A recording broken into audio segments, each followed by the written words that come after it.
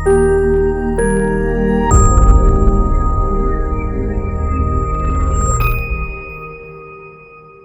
Treatment తీసుకున్న వాళ్ళకి physical activity ఎందుకు ఇంపార్టెంట్ అన్నది గత వీడియోస్లో మాట్లాడుకున్నాం. కానీ ఫిజికల్ యాక్టివిటీ ఒకటే సరిపోదు అన్నది మీకు తెలుసా? ఎస్, మీరు విన్నది కరెక్టే. ఫిజికల్ యాక్టివిటీతో పాటు రెసిస్టెన్స్ ట్రైనింగ్ అనేది కూడా చాలా చాలా ఇంపార్టెంట్. అసలు రెసిస్టెన్స్ ట్రైనింగ్ ఎందుకు ఇంపార్టెంట్, ఎటువంటి క్యాన్సర్ పేషెంట్స్ ట్రీట్మెంట్ అయిపోయిన తర్వాత ఈ ట్రైనింగ్ తీసుకోవాలి, ఎటువంటి పేషెంట్స్కి ఇది మంచిది కాదు అనేది డీటెయిల్డ్గా ఈ వీడియోలో మాట్లాడుకుందాం. హాయ్, నేను doctor Deepak Koppaka, senior consultant medical oncologist, Kaizen haematology oncology network. So physical యాక్టివిటీతో పాటు రెసిస్టెన్స్ ట్రైనింగ్ అనేది చాలా ఇంపార్టెంట్.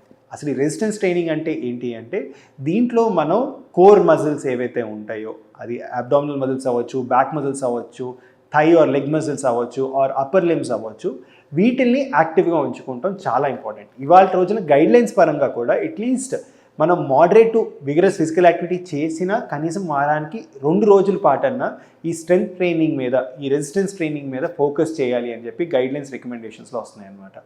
ఇది చాలా వరకు మజిల్ మాస్కి సంబంధించినంత వరకు ఇది హెల్ప్ అవుతుంది. యాక్చువల్గా ప్రాస్టేట్ క్యాన్సర్ లాంటి ట్రీట్మెంట్స్లో ఎక్కడైతే హార్మోనల్ థెరపీ వాడతామో వాళ్ళల్లో ఈ రెసిస్టెన్స్ ట్రైనింగ్, స్ట్రెంగ్త్ ట్రైనింగ్ అనేది చాలా ఇంపార్టెంట్. వీళ్ళల్లో బాడీలో ఆండ్రోజన్స్ తగ్గిపోవటం వల్ల మజిల్ లాస్ అవ్వడం చూస్తూ ఉంటాం అనమాట. ఈ మజిల్ లాస్ అనేది పెద్ద పెద్ద సర్జరీస్ అయిపోయిన తర్వాత, స్ట్రెస్ఫుల్ కీమోథెరపీస్ అయిపోయిన తర్వాత కూడా జరుగుతుంది అనమాట. సో ఇలాంటి పేషెంట్స్లో మనం ఖచ్చితంగా రెసిస్టెన్స్ ట్రైనింగ్, స్ట్రెంగ్త్ ట్రైనింగ్ చేయటం వల్ల మజిల్ మాస్ లాస్ అవ్వకుండా మనం చూసుకుంటానికి హెల్ప్ అవుతుంది అనమాట. ఇదే కాకుండా కొంతమంది క్యాన్సర్ పేషెంట్స్లో ఈ రెసిస్టెన్స్ ట్రైనింగ్ ఇచ్చిన వాళ్ళలో చూసింది ఏంటి అంటే, వీళ్ళలో సైడ్ ఎఫెక్ట్స్ ఫ్రమ్ కీమోథెరపీ కూడా తక్కువగా ఉంటుంది అని చెప్పేసి అంటారు అనమాట. సో ఇది ఇంకొక బెనిఫిట్ ఉంటుంది. దీంతో పాటు ఫెటీగ్ తగ్గుతుంది అనమాట. ఈ రెసిస్టెన్స్ ట్రైనింగ్ చేయటం వల్ల పేషెంట్స్లో ఫెటీగ్ ఆర్ నీరసం ఏదైతే కీమోథెరపీ తర్వాత కావచ్చు, ఆర్ కీమోథెరపీ తీసుకున్నప్పుడు కావచ్చు, ఇది కూడా తగ్గే అవకాశాలు చాలా ఉంటాయి అన్నమాట. సో అట్లీస్ట్ వారానికి 2 sessions of strength training or ఈ రెసిస్టెన్స్ ట్రైనింగ్ చేయటం చాలా చాలా ఇంపార్టెంట్. కానీ కొంతమంది పేషెంట్స్కి రెసిస్టెన్స్ ట్రైనింగ్ అన్నది చాలా గ్రాడ్యువల్గా చేయాలి. అసలు కొంతమందికి రెసిస్టెన్స్ ట్రైనింగ్ అనేది అవాయిడ్ చేయాలి పూర్తిగా. ఇలాంటి పేషెంట్స్కి మనం గ్రాడ్యువల్గా రెసిస్టెన్స్ ట్రైనింగ్ చేయాలి అంటే, ఎవరికైతే బ్రెస్ట్ క్యాన్సర్ ట్రీట్మెంట్ అయిపోయిన తర్వాత లింఫెడిమా అది ఏర్పడుతుందో వీళ్ళలో రెసిస్టెన్స్ ట్రైనింగ్ అన్నది చాలా నెమ్మదిగా, గ్రాడ్యువల్గా ఒక సూపర్విజన్లో చేయడం చాలా ఇంపార్టెంట్. కొన్నిసార్లు రెసిస్టెన్స్ ట్రైనింగ్ అన్నది చాలా ర్యాపిడ్గా పెంచేసి ఆర్ అన్సూపర్వైజ్ సెట్టింగ్స్లో చేయటం వల్ల లింఫెడిమా పెరిగే రిస్క్ కూడా ఉంటుందన్నమాట.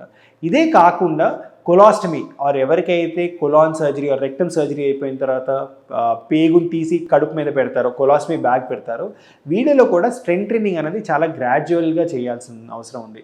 లేదంటే వీళ్ళలో హర్నియా వచ్చే రిస్క్ కూడా ఎక్కువగా ఉంటుందన్నమాట.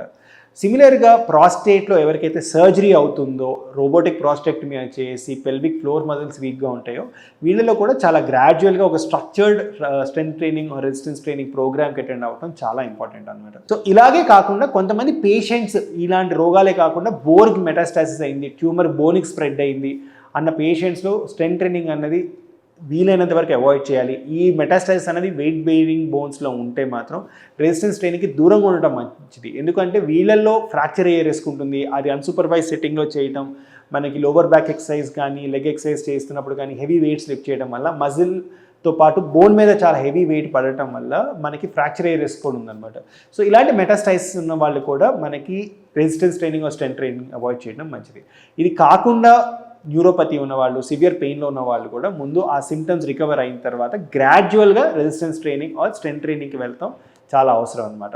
సో ఓవరాల్గా నేను చెప్పేది ఏంటి అంటే, resistance training or strength training అనేది చాలా ఇంపార్టెంట్. అట్లీస్ట్ వారానికి ఫిజికల్ యాక్టివిటీ 150 మినిట్స్ పాటు మీరు చేసిన కనీసం 2 సెషన్స్ అప్పర్ బాడీకి కానివ్వండి, లెగ్స్కి కానివ్వండి, లోవర్ బ్యాక్ కానివ్వండి, స్ట్రెంగ్త్ ట్రైనింగ్ చేయడం చాలా ఇంపార్టెంట్. దీనివల్ల మజిల్ ఇంటిగ్రిటీ ఉంటుంది. Muscle mass, lean muscle mass 1 kg part పెరగటం వల్ల మనకి సివియర్ సైడ్ ఎఫెక్ట్స్ నుంచి, పేషెంట్స్ కీమోథెరపీ సైడ్ ఎఫెక్ట్స్ నుంచి వాళ్ళు కాపాడుకునే అవకాశాలు కూడా ఉన్నాయన్నమాట. సో స్ట్రెంగ్త్ ట్రైనింగ్ అనేది ఫిజికల్ యాక్టివిటీ ఎంత ఇంపార్టెంటో స్ట్రెంగ్త్ ట్రైనింగ్ కూడా అంతే ఇంపార్టెంట్. కానీ ఒక సూపర్వైజ్డ్, స్ట్రక్చర్డ్గా ఈ స్ట్రెంగ్త్ ట్రైనింగ్ చేయడం అనేది చాలా చాలా ఇంపార్టెంట్.